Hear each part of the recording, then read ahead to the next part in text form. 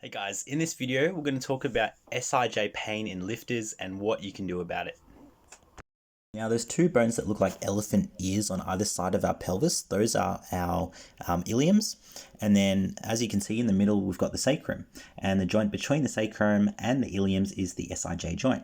This is a view from the front. You can see that that space is actually quite molded to the other surface. So you can see that there's quite a very small gap there that makes up the SIJ. You've also got some nerves there too.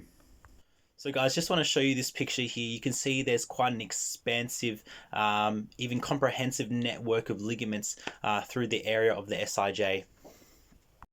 And you can also see in this picture here that there's quite a lot of nerves in the area, so it's highly innervated, you could say as well. So in terms of movement, guys, there's around 1.5 millimeters movement in men in the SIJ. In women, it's a little bit higher. It's around 1.6. In some cases, Garas et al. Found that there could be even 3.1 millimeters of movement there as well. So in terms of degrees of movement, there's less than 3 degrees in both flexion and extension for both men and women in the SIJ, followed by 1.5 degrees in axial rotation, and in lateral bending it's only 0.8 degrees. There's been multiple attempts to actually name this type of pain, guys, in the past. Words such as sacroiliitis, SIJ irritation, or even SIJ pain complex, all these terms have been used to try and name what is SIJ pain. Really all they were trying to do is just describe pain that was emanating from the SIJ region. So the reason why a lot of powerlifters and strength athletes will experience some sort of SIJ pain is actually just due to the repetitive nature of the sports, and the movements we do are really bilateral biased, specifically the squats and the deadlifts. Also we do bench, but squats and deadlifts really are the two main culprit movements that cause SIJ pain.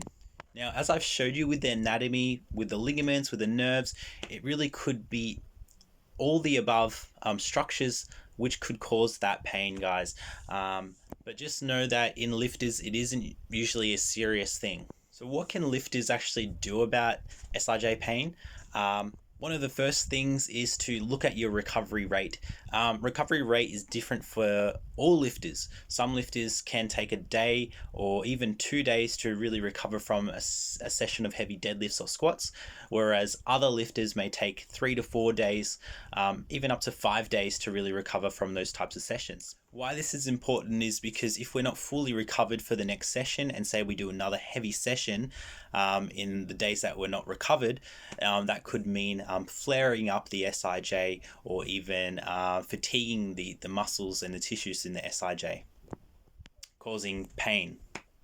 Another thing lifters can do is actually do accessory work which complements different movements and different ranges of motion in the SIJ. For example, because we do a lot of bilateral work, it would be worth doing some contralateral work, such as lunges or split squats, staggered stance RDL, single leg press, things like even Cossack squats, which is a lateral movement. You can see that we're trying to utilize different ranges of motion in the pelvis and expose it to some different counter movements as well. Now guys, if we can nail down on our recovery rate as well as expose our SIJ to different movements and exercises, that's really going to help out the SIJ in creating some load tolerance when it comes to our, say, bilateral movements such as squats and our deadlifts. So guys, I actually help lifters with their back pain. I'm a power lifter myself and I know how to help you. So if you want to work with me, I've got a link in my description that goes to all my links, and click on the one that says email me and fill out that questionnaire. And then I can get in contact with you and we can start to work together to really helping you with your back pain issues.